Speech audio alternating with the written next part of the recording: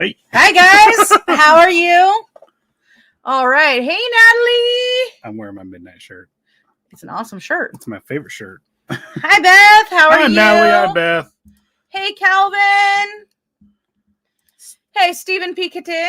Stephen P. Kitty Mouse. The Kitty Mamo.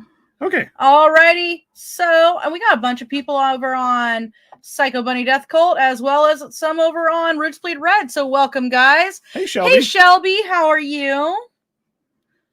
Oh, nice. Beth is relaxing. Nice. Oh,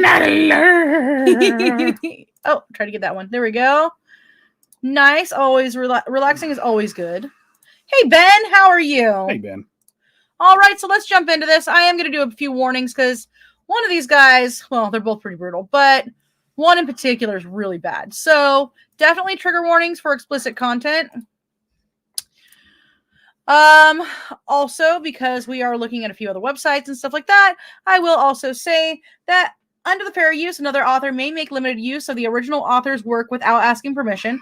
Pursuant to 17 U.S. Code 107, certain uses of copyrighted material for purposes such as criticism, comment, news reporting, teaching, including multiple copies for classroom use, scholarship, or research is not an infringement on copyright. And last but not least, this video contains super awesome content not suitable for people who don't enjoy super awesomeness. So viewer discretion is advised. I laugh at the fact that we keep putting that up because of what we talk about all the time. Yeah. This video has super awesomeness in it. It's like rape and murder and death. We're like, yeah. So we are going to start with Juha Valjakkala. It'd be awesome if his name Valjakkala. was like Yoo-hoo, you know. It's not Yoo-hoo. And he like loved chocolate milk. So this is him with his totally awesome hair and stuff. What the fuck is he holding? Is that a fucking sawed off? It looks like a rifle. Is he in prison? I'm not sure. Is he taking? Is that his date? Is that his prom date? Is that his prison prom date? I don't know. Yep. So he's finished. He is finished. I don't know when he finished, but he finished a while ago. But so he now goes by Nikita Bergenstrom. He also has gone by Aslak Vladimir Ohanen and Nikita Joachim Fogantin. What? Yeah. So these are some of the other names he's gone by. He was born June 13th, 1965, and he was convicted of the triple murder of a family in northern Sweden in a location called Amsel. And Natalie, what does he look like? Eddie Van Halen. I think every Finnish person looks like Eddie Van Halen. wait, Beth. Why does he look like a heavy metal singer? There's some actually pictures of him. I think he is a metalhead, and he is. It's like very rare that we. Well, the Scandinavian metalheads tend to get a little more violent. Violent. Violenty. Violenty. Vargvikernes. I mean, honestly, even Oystein was not exactly the nicest person. Oh, he was a douche. He was a sociopath. He was because they were both in on the church burnings and all that stuff. Definitely. He was definitely there, but man, he came up with a great sound. God, both of them. That detuned chainsaw sound for black metal, that all came from Oystein, freaking Euronymous. Yep. All right, so Juha was born in Pori, Finland, and he was married a couple times, by the way. We are doing well tonight. We are, thank you. We finally got our hands on an Xbox, so we're trying to get through this so we can go play Xbox. I've been playing Mass Effect again, so. Yeah. Saw a documentary about the death metal bands from around the world.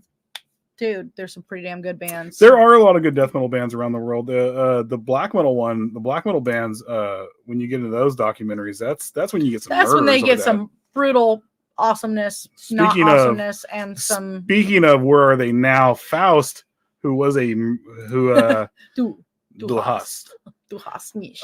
Faust, who was in one of the founding members of Emperor, killed a man and got away with it for about a year or two, then turned around and bragged about it, and then got put in jail. He got out 20 years later, and he's touring. He's touring. He's fucking touring. He's the freaking drummer for he was one of the founding members of the band Blood Tsunami too. Mm-hmm.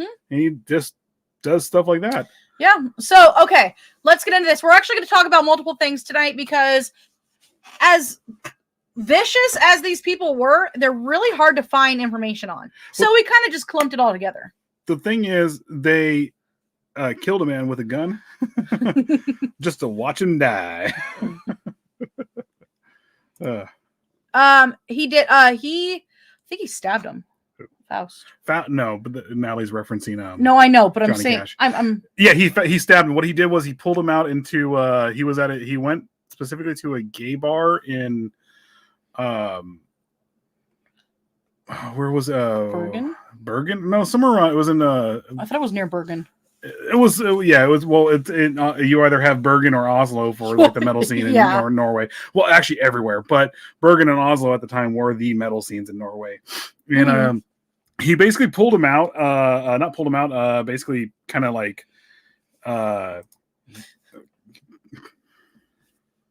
Go ahead. Pulled him out or whatever he said.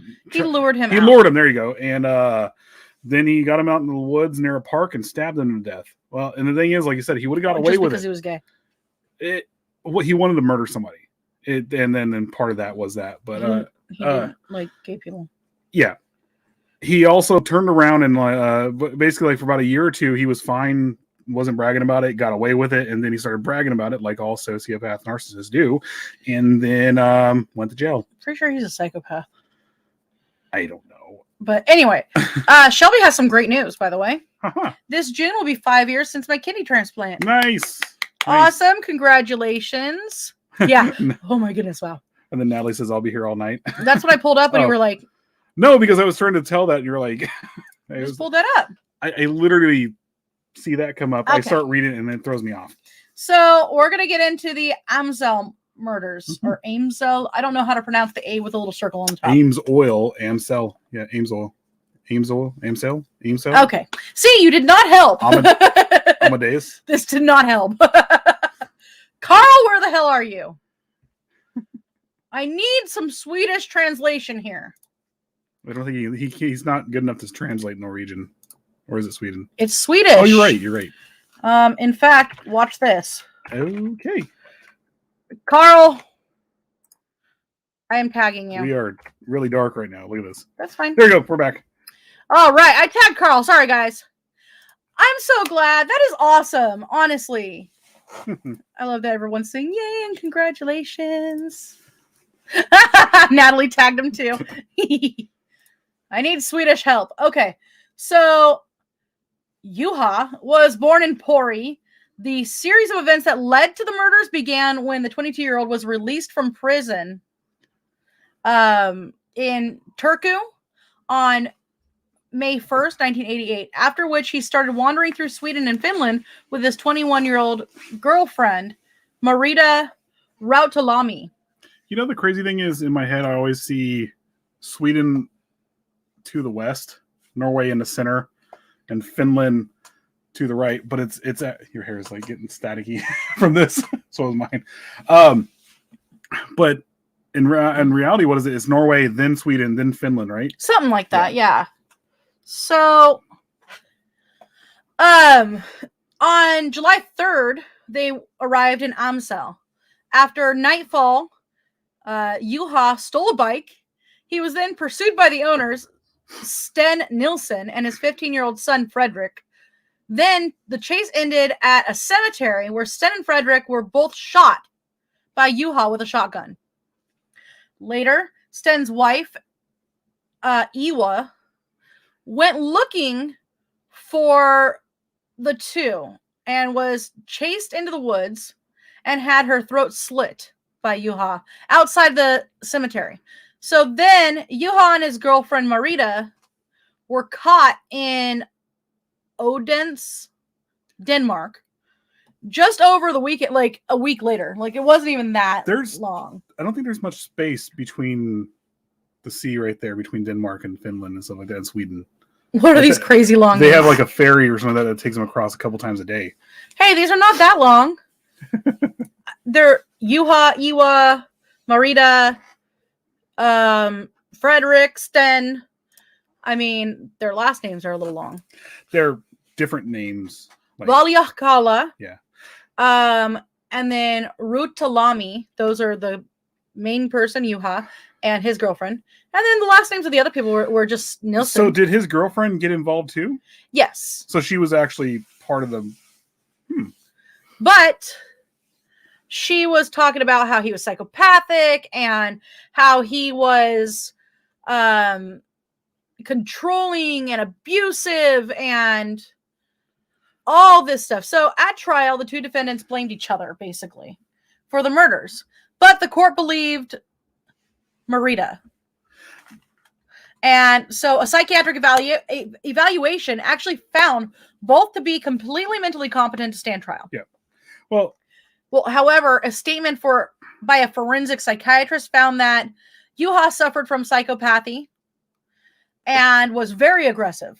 So conviction for the murders was his 12th criminal conviction. Okay, this is where I know we were having a discussion earlier about like European and like Scandinavian prisons, and now like basically how like they're more actually geared toward rehabilitation. Mm-hmm. But if he's already had 12 prior incidents, this is where they messed up.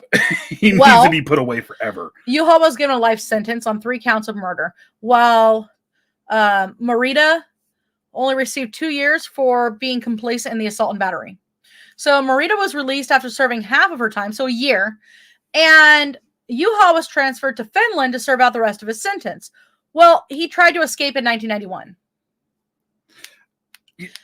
Natalie says, isn't it Sweden or Norway that you have to prove that what you did to someone had to directly cause death, or in order to be charged with murder? They have some odd laws on that. Some stuff. I can't remember, honestly. I know what you're talking about. I think we were watching this thing on prisons, and they did explain it. I think it's Iceland. I think it is all of them. But I want to say Norway mostly. Well, they're, again, aside from a couple like this guy, Norway, Sweden, and Scandinavian prisons are all geared toward rehabilitation. And just like in Switzerland, they have very strict not freedom of speech. What is it? Like freedom of self or something like that. Like they can't search. They can't do a lot of things like that. They take what we do here in America with search and seizures, and they go extreme with it. And they're like, unless you have proof, you can't even question people on the street. Yeah. Yeah. Which is a very good thing. Yeah, it is. And well, so in April of 1994, Juha fled the Riihimäki prison in Finland where he was being held. He took a teacher as a hostage, but he was apprehended nearby and the hostage escaped completely unscathed, which is crazy. So in 2002, he escaped from, Pyhäselkä. Where are you at? I'm sorry. Pyhäselkä prison, and traveled to Sweden with his wife and was captured after a large police operation in Längtrask. Do you know what the hardest language in the world is to learn? Chinese. Finnish. Mandarin.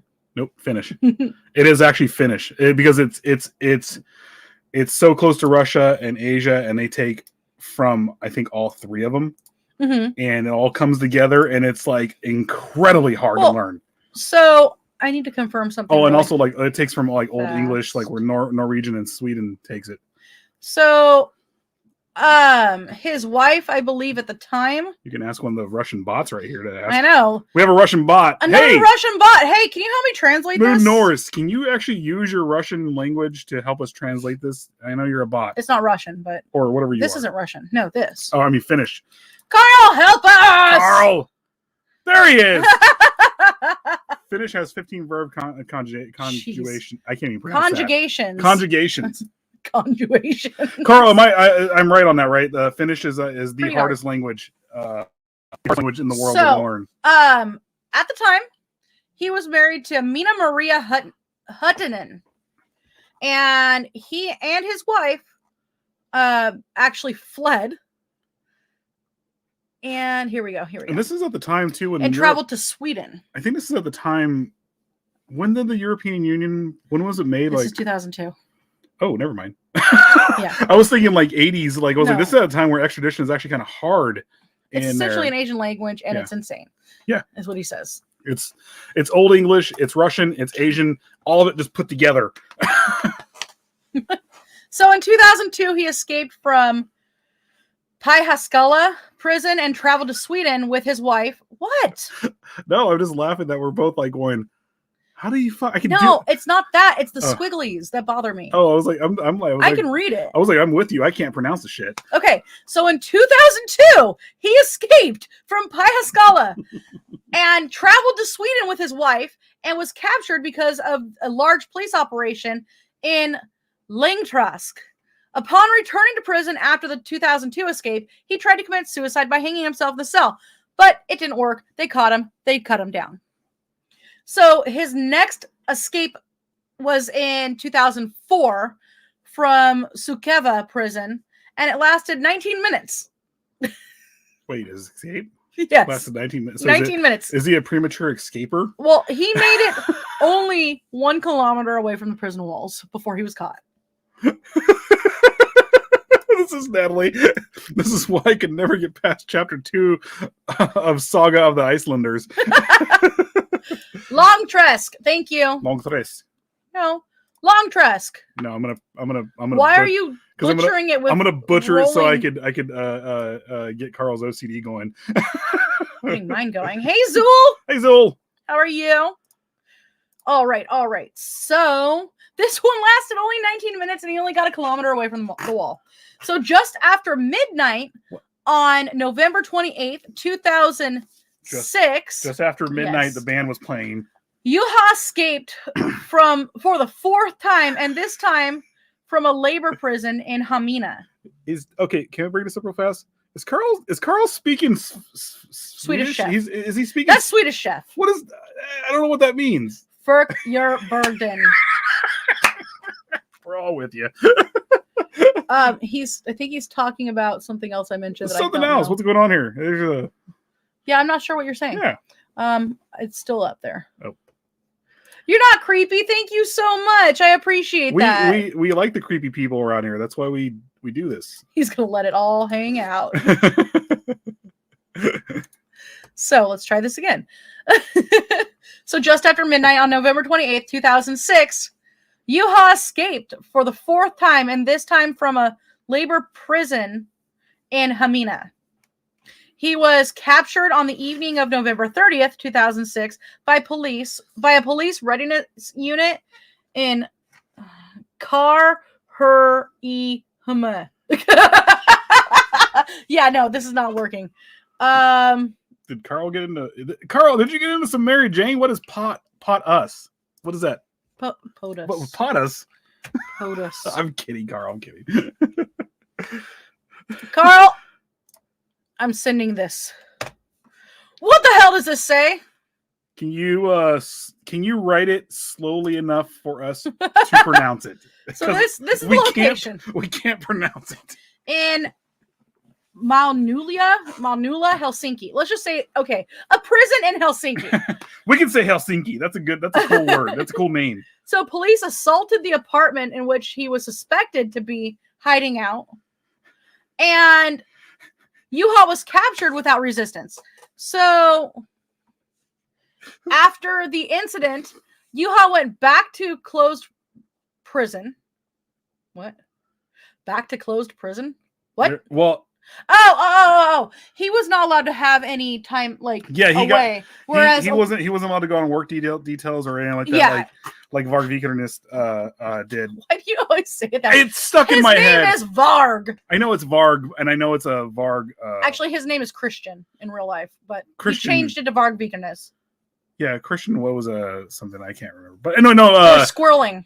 They had their work details and all that stuff, and they were allowed to leave and stuff like that. But he fucked up a lot to not be able to have that.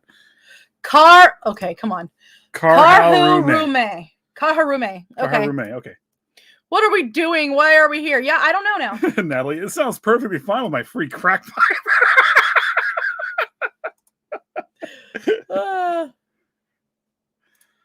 Okay.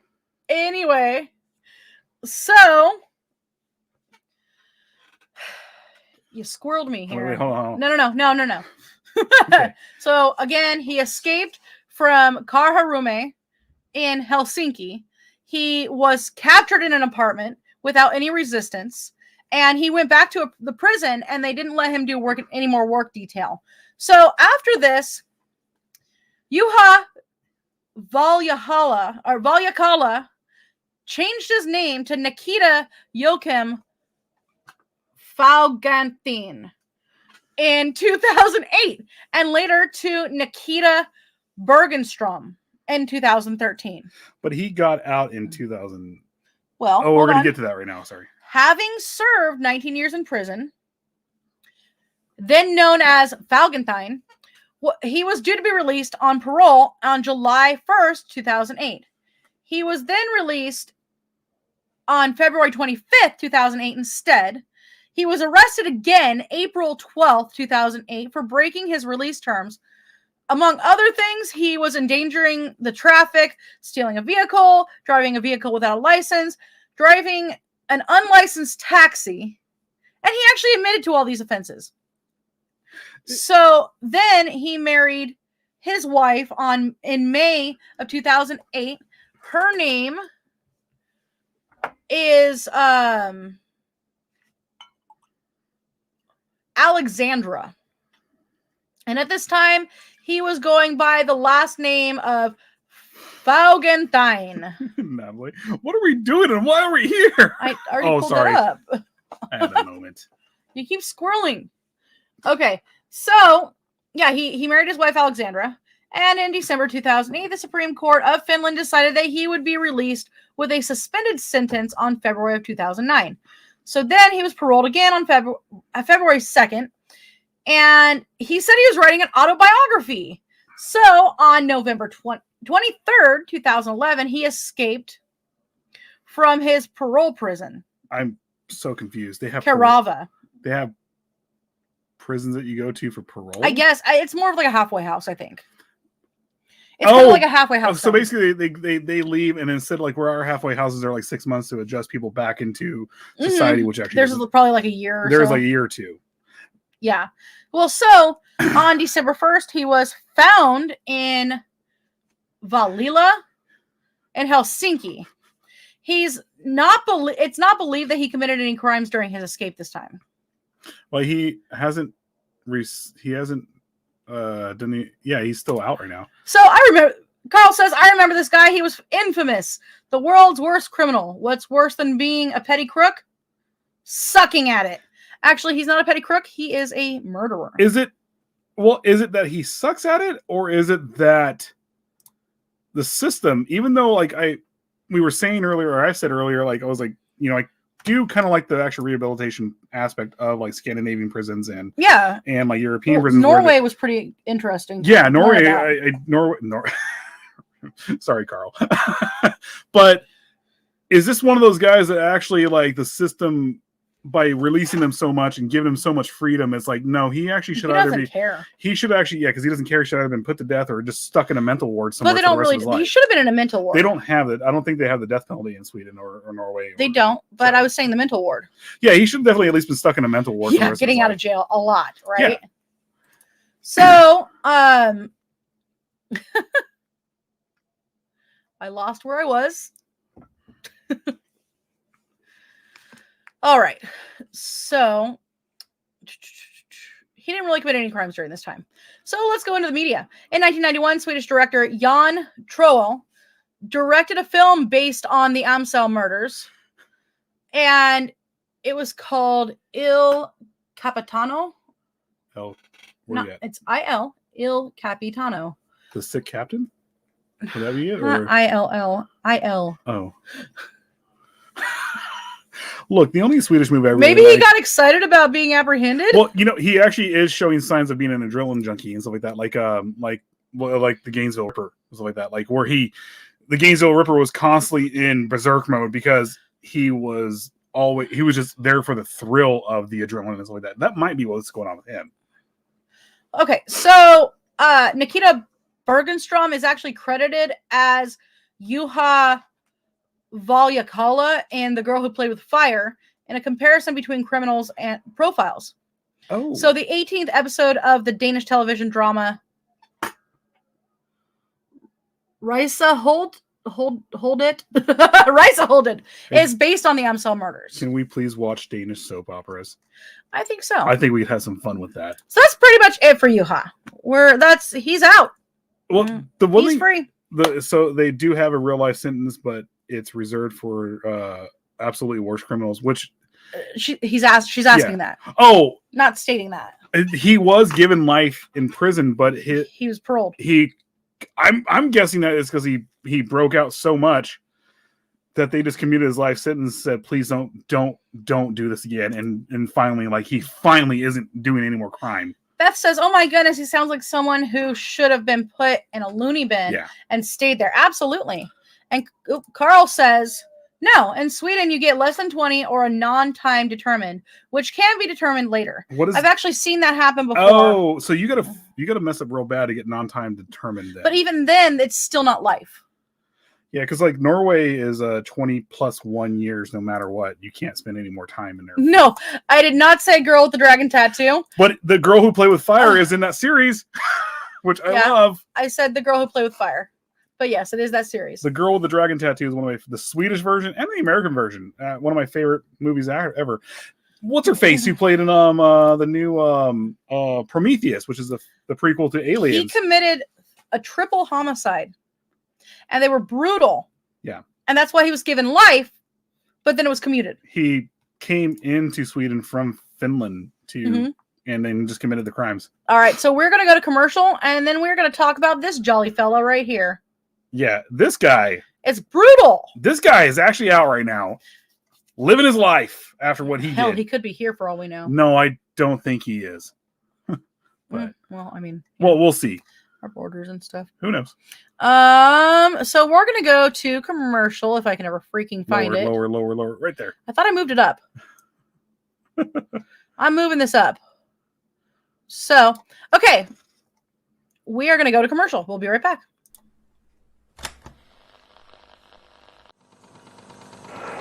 This is Mikey from Out of the Ordinary, and you're watching PBDC TV.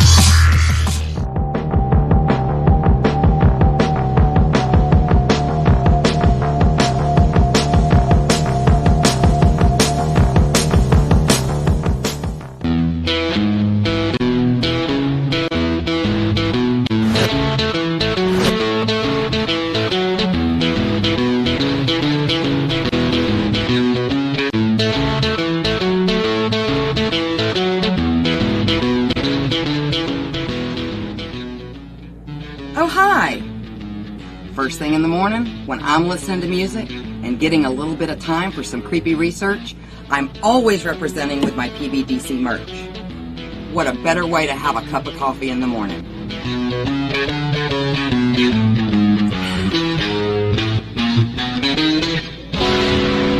Don't forget to check out our other cool merch at rootsbleedred.com. That's rootsbleedred.com. This is Professor Edgar Fluffosaurus from Spooky Tales with Steve the Cat, and when I'm not hosting Monster Chat or knocking down small Japanese cities, I'm watching PBDC TV. Now back to the show. All right, so I am going to have to do a trigger warning one more time here, because the next subject is pretty brutal. So discretion is advised. Okay, so girl with the political tattoo. Okay. Girl with the political tattoo. Okay, Sorry. Girl with the Dragon Tattoo is political porn written by a guy who saw Nazis everywhere. His buddies were actual political versus aggressors. He also used his Swedish military training as a mortarman to train Eritrean rebels to fight. Eritrean. To fight the Ethiopians. You know, and Sicko and Dead. the thing is, though, Still a good movie. it's Sorry. still a good series, and a lot of good series come from crazy people. No, Oh joke. yeah. It's weird that way. All right, so we are getting into. I mean, look at what's his face, Harvey Weinstein and all that stuff, who produced a shit ton of good movies, but he is a nutso rapist. All right, so we are getting into Pedro Lopez, this smiling guy right here. You look at him and you're like, wow, what could he have done? He did some fucked up shit. Yeah. Such as, murdering upwards of 350 people. They proved 100. No, they proved more than that. No, they actually, the one thing when you get here, they actually proved 106. 110. 100, sorry, okay. Whatever it was over 100, and they proved that he murdered over 100 little girls. So here we go. Okay, so Pedro Alonso Lopez was born October 8th, 1948. He is a Colombian serial killer, child molester, and necrophile who murdered a minimum of 110 young girls between 1969 and 1980, and claims to have murdered over 350 across Colombia, Peru, and Ecuador. He was released from a Colombian asylum in 1998. His whereabouts are currently unknown. So, aside from unsighted local accounts, Lopez's crimes first received international attention from an interview conducted by Ron Leitner, a lifetime freelance photojournalist who reported interviewing Lopez in his Ambato prison cell in 1980. So Leitner's interviews were widely published, first in the Chicago Tribune on Sunday, July 13th, 1980, then Toronto Sun, and then Sacramento Bee on July 21st, 1980, and over the years in many other North American papers and foreign publications, including the National Enquirer. Apart from Leitner's account and two brief Associated Press wire reports, the story was published in The World's Most Infamous Murders by Bohr and Blundell, and has found its way into many serial murder anthologies, both in print and online. According to Leitner's story, Lopez became known as the Monster of the Andes in 1980 when he led police to 53 graves in Ecuador. The victims were all girls 12 years of age. In 1983, he was found guilty of the murder of 110 girls in Ecuador. He further confessed to an additional 240 murders in Peru and Colombia. But he was going between countries during during when we had like the CIA and everything going in, and during the drug wars and stuff like that. Mm-hmm. During their civil wars and all that stuff, and all the South American countries. And he was able to get away with so much stuff because of it. Yeah, Natalie says that she vaguely remembers this happening. Yeah. And also that Roman Polanski did great films, but he was a douche canoe. Yeah. I can argue that what turned him into a douche canoe is Charlie Sharon Tate and what Tex and the other two girls did to her. Yeah, but still, that was his baby that they murdered, and it before that he wasn't that messed up that we know of. But after that, it screwed him up completely. So let's get into Lopez's early life. So Lopez's mother was Belinda Lopez de Castaneda. According to Lopez, witnessing acts of prostitution while growing up had disturbing effects on his psyche.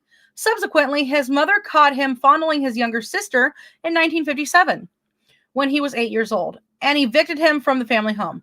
Pedro, who was reportedly the seventh child among 13 siblings, was polite as a boy and wanted to be a teacher, according to his mother. Following this, the 8-year-old Pedro Lopez had fled to Bogota, which is the capital city in Colombia. Mm-hmm. So soon afterwards, he said he had been abducted by a man and raped. At the age of 12, Pedro was taken in by a U.S. immigrant family and enrolled in a school for orphans. He ran away after 2 years. It was at the time he ran away after 2 years because he was being molested by a male teacher. Other sources claim that he ran away with the teacher.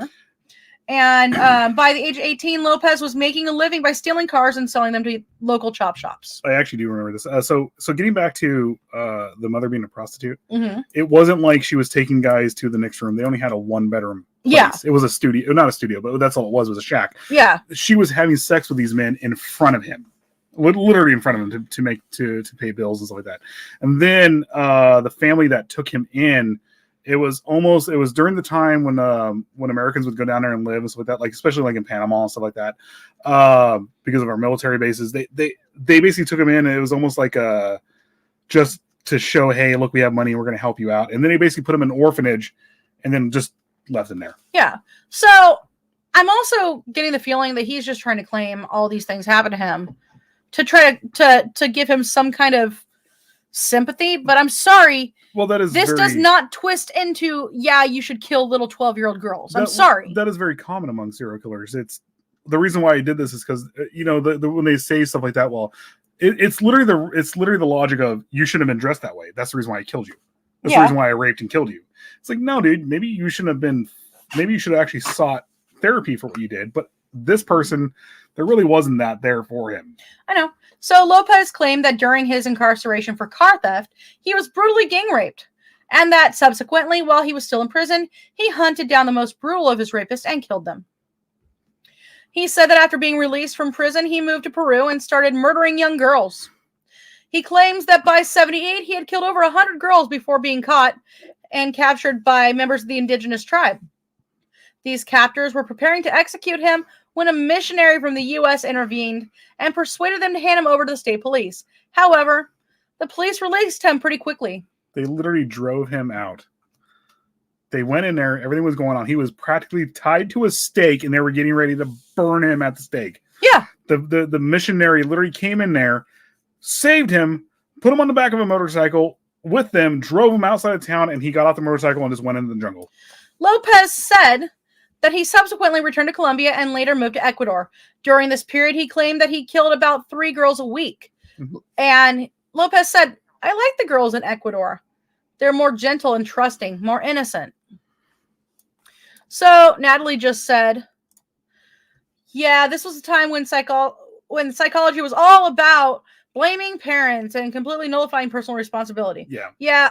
There's a lot of people that were born around the same time he was, and it was really like that 70s, 80s, like mid 80s, really, when they were like, "Oh, it's not your fault. Your parents fucked you up," and now you have a bunch of narcissists running around because of it. There is only one serial killer that I actually will say it was his mother's fault, and that's Edmund Kemper. Edmund Kemper, yeah. But other than that, even that was like, when you listen to Edmund Kemper talk, it's like, all right, dude. If you knew that you're angry at all this stuff, you should have went and got therapy and not raped and murdered like 10 different people, including your mother and her friend. So Beth says, oh, wow, they should have just let the natives get him. Yeah.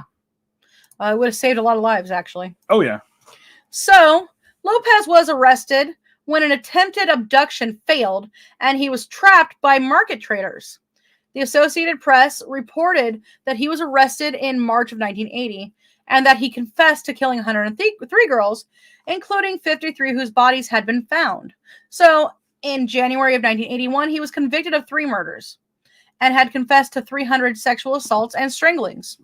The police believed he only confessed because a flash flood uncovered a mass grave containing many of his victims. Well, the crazy thing is, though, at the time, especially in the 80s, the early 80s, this is when Panama and all those other stuff are really getting fired up, and Pineapple Head Noriega, or Pineapple Face, I'm sorry. Mm-hmm.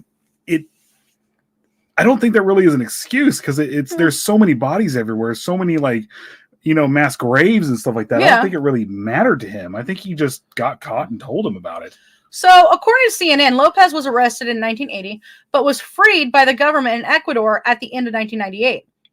In an interview from his prison cell, Lopez described himself as the man of the century and said he was being released for good behavior. And an A&E biography documentary reported that he was released from an Ecuadorian prison on August 31st, 1994, then rearrested as an illegal immigrant and handed over to Colombian authorities, who charged him with a 20-year-old murder. He was declared insane and held in the psychiatric wing of the Bogota hospital.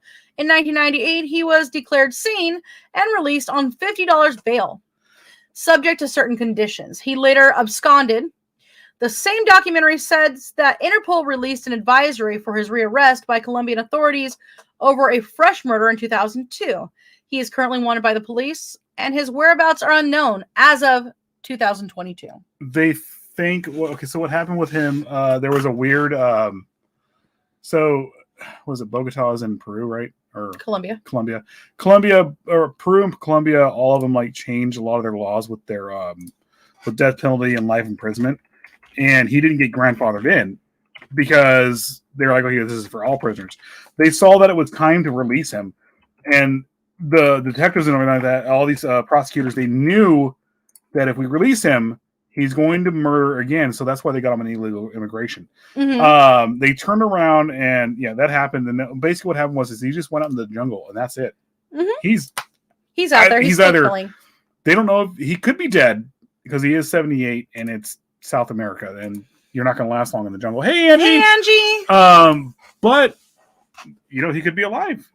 He could be literally alive in Argentina. He can be alive in Chile. He can be alive in Brazil. All these places, it's all just connected. Just huge amounts of spans of space where it's easy for him to get around. Beth says they should have never released him. Absolutely. No, they should have just murdered him is what happened. But South America doesn't have the death penalty or anything like that. So we are now going to talk about 10 paroled serial killers and murderers. Ready? I don't know why I didn't save all these images ahead of time. It's fine. I just put it up here just in case we went through this fast, which we did. Yeah. Oh, yeah. We got about 10 more minutes. So we can get through a couple of these guys here real fast. This is Kenneth McDuff. I just spit everywhere. Kenneth This is Kenneth McDuff. Look at that charming. He's very fella. friendly. Yeah. They didn't even bother to put him in front of the height thing. They just put him in front of a Venetian blind. Pretty much. And let me go over here real fast. Why is it doing that? I don't know. Okay. Oh, damn that voodoo curse. We were sick. I was sick. It's a voodoo curse. I had the flu. I got over it. We're good. Yeah. There are a lot of weird cults in South America too. Yeah, we're going to touch base on one of them too. Yeah, there's a lot of stuff based around Palo Mayombe, Santeria, the vast majority of Palo Mayombe is Santeria are actually. Okay. They're really good people. So, Kenneth Allen McDuff was paroled, not so he could adjust to life, not to reduce recidivism, and certainly not because he no longer posed a threat to public welfare. He was paroled to reduce prison crowding. Oh. So, from 1966 to 1992, he committed between 9 to 22 murders. In Texas, McLennan County Sheriff Parnell McNamara described McDuff as a cold-blooded psychopathic killer who was more evil than the devil himself, concluding that he should never have been released, and McDuff was on death row for murdering 3 teenagers in 1966, but his sentence was reduced to life with the with the possibility of parole in 1972, and he was released in 1989. In 1990, the parole board had a chance to send him back to prison after McDuff was arrested for chasing and threatening black teenagers. But neither of his actions nor the racial invective he expressed in his parole hearing returned him to the prison cell, and he killed at least 3 women between his release on parole and his return to prison in 1992 for abducting and murdering a convenience store clerk named Melissa Northrop and accountant Colleen Reed. He never expressed remorse for any of his crimes. He was finally executed by lethal injection in 1998. So Texas had all these people who had who were like convicted of just basically like straight up pot crimes, marijuana and stuff like that, that they could have cleared their prisons out, but they let a psychopath out, and he ended up killing 3 or 4 more people. Oh yeah, I think it was actually 5 total. Yeah, you could have let the stoner who had an 8th or whatever it is. Could have just like chilled out. All he had was a gram, whatever. He had a gram on him, and all of a sudden you guys kept him in there because pot is bad in Texas. Whatever. So now we're going to talk about Lauren Herzog. Look at that guy. Look at that hair. He's wearing a wig. That's got to be a wig. That's not a wig. If he did his hair right, that's some good looking hair. Oh, thank you so much. I'm Nice. glad you're feeling better too. That's awesome. We don't even know how many people this guy may have knocked off. Yeah. Oh, the who was that? I'm The last guy. Oh yeah, right. Okay. What a mullet. Yeah. You right? So, Lauren Herzog, California speed freak killer. Is that hockey hair or is that? It's hockey hair. Or is that? I've got an ape drape. Yes, Yeah. I do. They're giving them to everyone, and that means you. You can go to Riverside and get one too. What was the And you French can one? have an ape drape like I do. I don't remember. I got achy breaky hair. Yes, I That's do. from Tennessee, right? Yep. He's got achy breaky hair. That's She said Billy Ray Cyrus. Yes. Okay. all right. Anyway, so Lauren Herzog's last victim appears to have been himself. Oh, he committed suicide. After having committed a number of murders with Wesley Shermantine, a friend of his since childhood, Herzog was sentenced to 78 years to life for murdering and raping Cindy Vanderheiden. So how did he get out though? So in 2004, an appeals court found that Herzog's confession may have been coerced and ordered a new trial for him. When offered a plea deal, he agreed to plead guilty to manslaughter in exchange for a 14-year sentence. He was paroled in September of 2010. 2 years later, the parole agent who monitored him continuously using GPS found his tracking bracelet had a low battery. When Herzog failed to answer his telephone, the agent notified the police, who found him dead inside his trailer that he inhabited on a fenced-off property grounds outside of the prison. How long was he? So police investigated the death as a possible suicide. So the motive for his apparent suicide seems to have been his knowledge that Shermantine intended to tell police where the bodies of their victims were located. Sacramento bounty hunter Leonard Padilla had relayed this information to Herzog shortly before he killed himself. It's possible he and Shermantine may have faced charges for additional homicides, depending on the number of identities of the bodies authorities recovered based on Shermantine's information. Wow. Hey, Alan! Hey, Alan, what's going on? How are you? How are you? All right, so let's go on to number 8. Michael Keith Moon. Look at this fella here. So let's get that up there for you guys. Michael Keith Moon. Here you go. Look, his eyes are really close together. His nose is shaped weird. He's almost got that small mouth up by his nose. Look at that shit. Ew. I know what you're referring to. So, Little. Hey, you got the small mouth right there. You know, you got the little small foods for you. Hey, look at you, stupid bastard, taking a piss right now. so this career criminal I swear to God, I thought you were going to say Korean. I was like, he's not Korean. Criminal Michael Keith Moon had several chances to reform. In 1981, he was convicted of stabbing a woman to death in Reno, Nevada. After his release from prison in 91, he was convicted of attempted murder for repeatedly stabbing a man in a bar in Woodstock, Illinois. He was released in 2005. 3 years later, he was convicted of second-degree murder after killing a 24-year-old man in Escondido, California. Where's Escondido? Isn't it up north? It's down south. It's near San Diego. Oh, Or it's on the way to San Diego. A whale's vagina. So, in 2014, he was again granted parole and began living in a halfway house in downtown San Diego.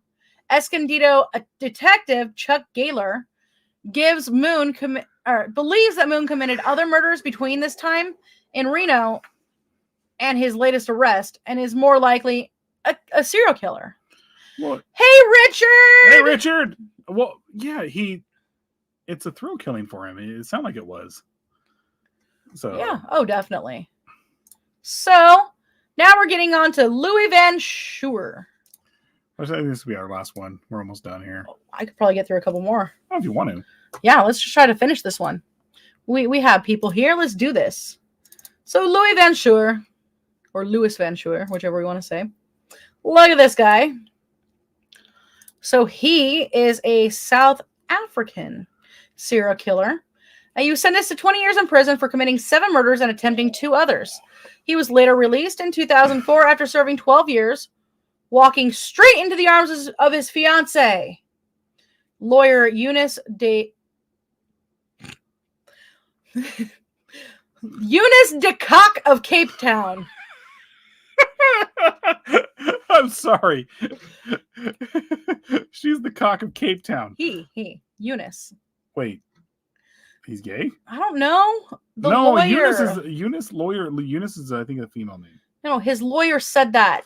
Oh! That he went straight into the arms of his fiancée. So, responding to silent alarms in business, Van Schuer, a member of the police canine unit and a security guard at the time of the murders, said he shot as many as 100 people between 1986 and 1989. Van Schuer said he was glad to be back in society and hoped people would judge him by his future behavior rather than his past crimes. Initially, he had nothing to say to his victims' families, but he later conceded that he would appreciate their forgiveness. What a psychopath right there. But he didn't commit any more, well, that we know of. That we know of.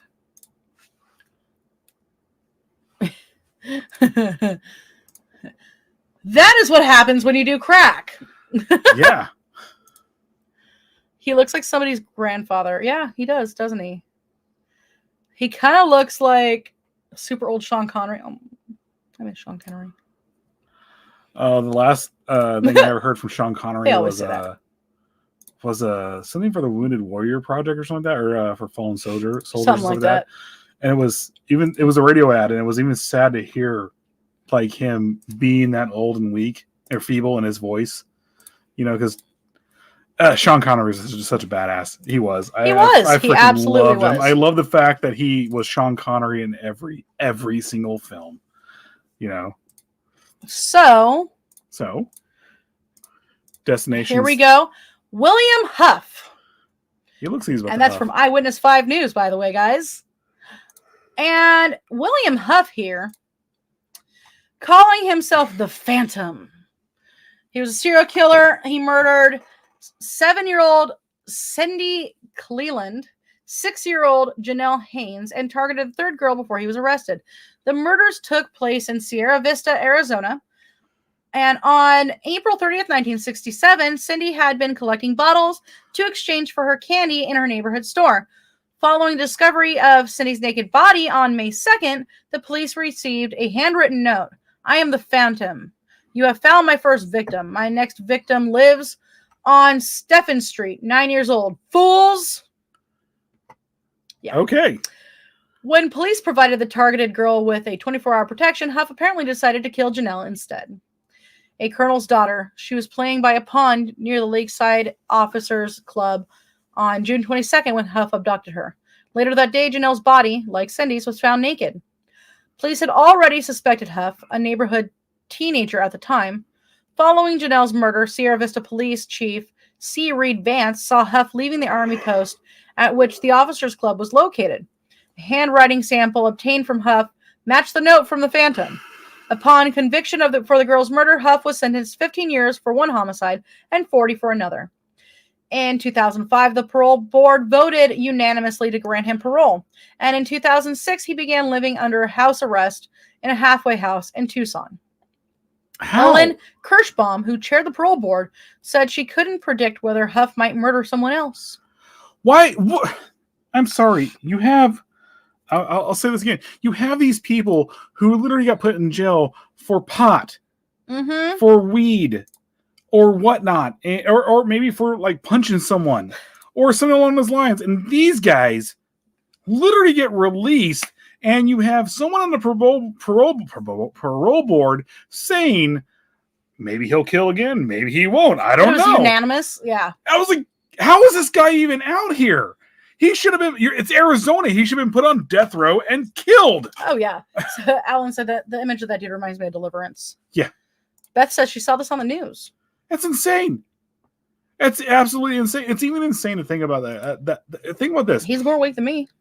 What? Why? Why would? No, this one. He's more. I said. It says Frank. I think you need some beer to wake you up. I'm drinking right now. I have allergies. Natalie right says, "What? Why? Why would you release people like that? I don't know. Why?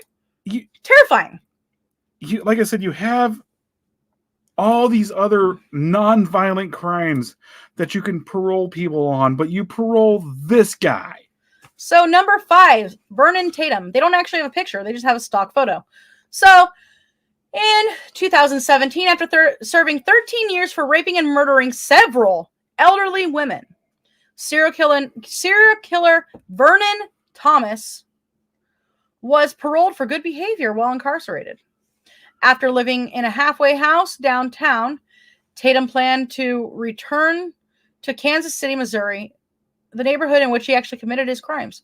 Local police were disturbed that the thought that the killer would soon be back among them. He's one of the most dangerous individuals I have ever dealt with, said police detective Lester Scott.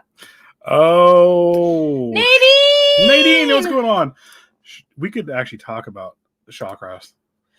I thought we did already. We have. I think we need to redo Shawcross because we had whatever. Yeah. So we're going to touch base right now on Arthur Shawcross. Actually, this is number 4. We're going to touch base on him, I think, next week because we combined both. Here you go.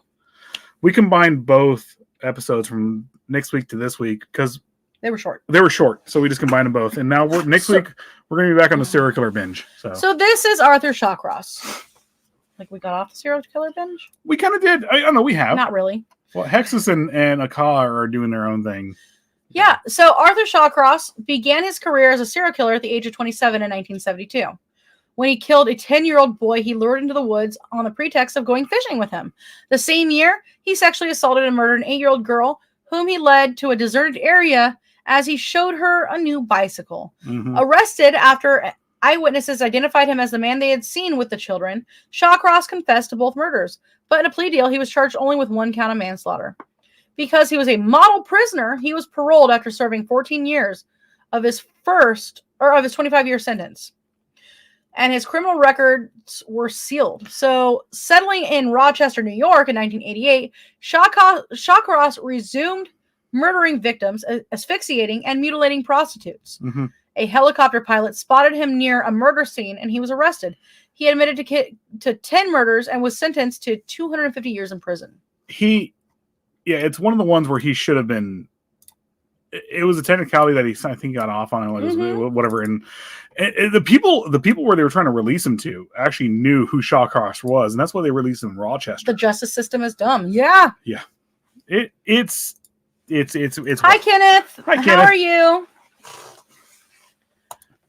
So, oh no, it's Michael Myers. Oh, we do not know what he looks like, but Michael Myers. Yep. I think we're over time. We're almost done. Let's go through this. We have like 2 more after this. So, Louise Pete. Here you go. This is her. If you squint, it's a little clearer. If you squint, she looks better. No, she doesn't.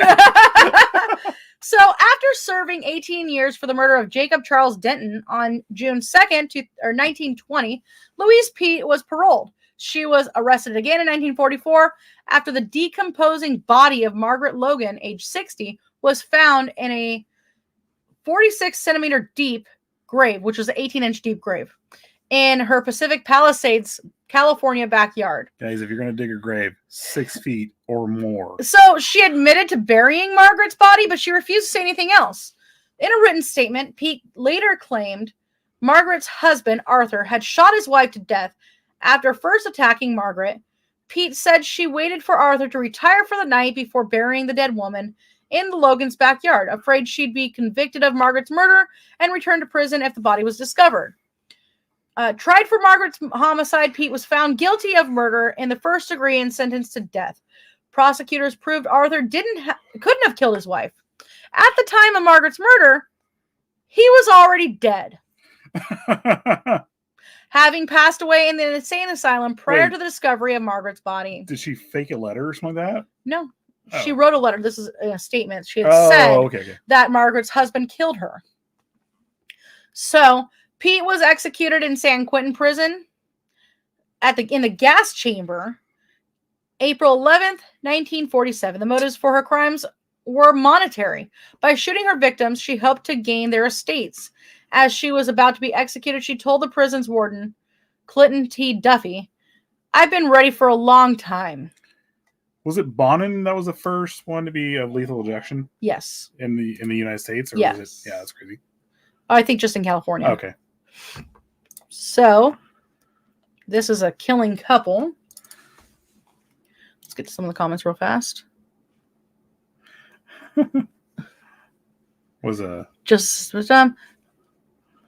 That's all, folks. That's not. We're not done yet. No, we got 2 more. Hey, Paul, do you shoot her? No, son. She was just looking down the barrel. I don't know what exactly happened. Darth Vader did it. All right. So this is Gerald Gallego and Charlene Williams. I do remember this one. I don't. We've touched base on this once. So this is number 2 on the list, by the way. Gerald Gallego was twice paroled before committing multiple sexual assaults and 10 murders. He was paroled in July 1961 after serving less than a year in a boys' school for committing lewd and lascivious acts with a 6-year-old girl, and again in 1963 after serving about 2 years for an armed robbery he committed in 61. After 5 marriages in which he abused his wives, Gallego met Charlene Adele Williams at a poker club in Sacramento, California. Together, in September of 1978, they began abducting girls in California and Nevada to serve as their sex slaves. Their first 2 victims were 17-year-old Rhonda Scheffler and 16-year-old Kippy Vaught, both of whom Gallego shot dead following an apparent tryst with them in a secluded wooded area. In all, by November 1980, the couple had racked up 10 victims, all teenagers, most of whom that they had kept as sex slaves before murdering them. It's insane. A friend of the last 2 victims, Craig Miller, 22, and his fiancée, Mary Elizabeth Sowers, saw the couple get into Gallego's vehicle and wrote down its license plate number. At a remote location, Gallego shot Miller, killing him, before he and Williams drove to another location where he sexually assaulted and then murdered Sowers. When Miller and Sowers didn't return home, the witness gave Gallego's license number to the police. Convicted of the murders of Miller and Sowers, Gallego was sentenced to death on June 25th, 1984.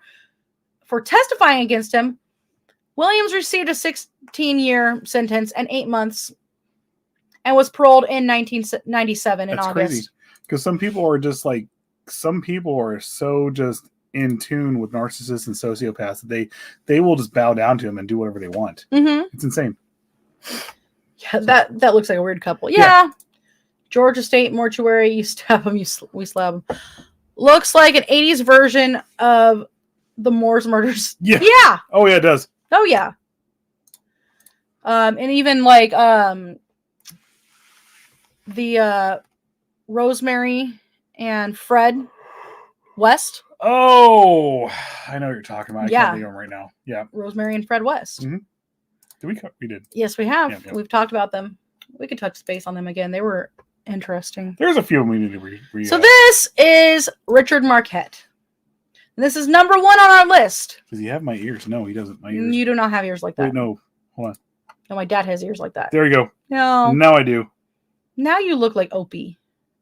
I do have big ears. You look like Opie when you do that. All right. So, although cannibal serial killer Richard Marquette chopped up and froze his victims, saving them to eat later, and his fellow inmates believed he'd kill again, he was found fit for parole after serving 12 years of his sentence. Shortly after his release, guess what? He committed additional murders. Yep, he committed additional murders. His first victim was Joan Ray Cottle, 23. He said he'd met her in Portland, Oregon at a bar on June 4th or 5th, 1961. He strangled her when they argued after having consensual sex. He chopped her up and to make it easier to dispose of the remains. So arrested on June 30th, he was convicted in December, sentenced to life in prison, paroled after serving 12. He killed again, but this time the murder went undetected. He wasn't as lucky when he murdered and dissected Betty Wilson, age 37, in Salem, Washington. He was then sentenced to life in prison again. And that's it. That's all, guys. What's crazy though, like that's something my stupid ex would do. Argue after consensual sex. How do you get an argument after consensual sex? Only sociopaths and narcissists do that. Mm-hmm. It wasn't what I wanted to argue with you. Those are some good hang gliders. Yeah. Some big hang gliders. Yeah, it's pretty scary, actually. Oh, man. Oh, my gosh. He looks like Uncle Holy Cow. Oh, man. Oh, no. All right. With his big ears, at least he'll be able to hear the sentence as they put him down. You know what they say about a man with big ears? They can hear everything, you perverts. I don't think I was even like... I don't even know what I was like.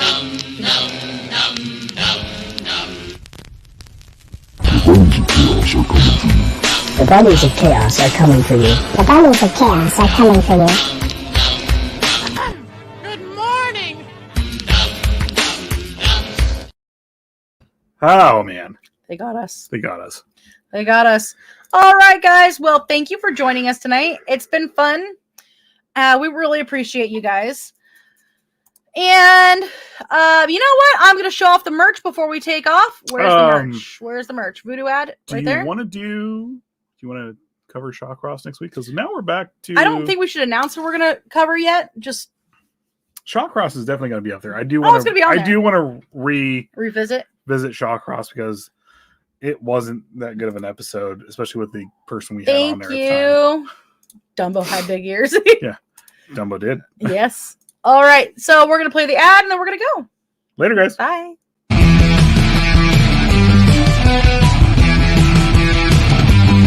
that kid? In that booth? His mom told me about one time, and then he tried to kill my ass. Who's that kid? What's his name? I think he's selling heroin to the kids with the brains. It's usually all I step inside. Mirrors in the living provide a setting for the drink I order.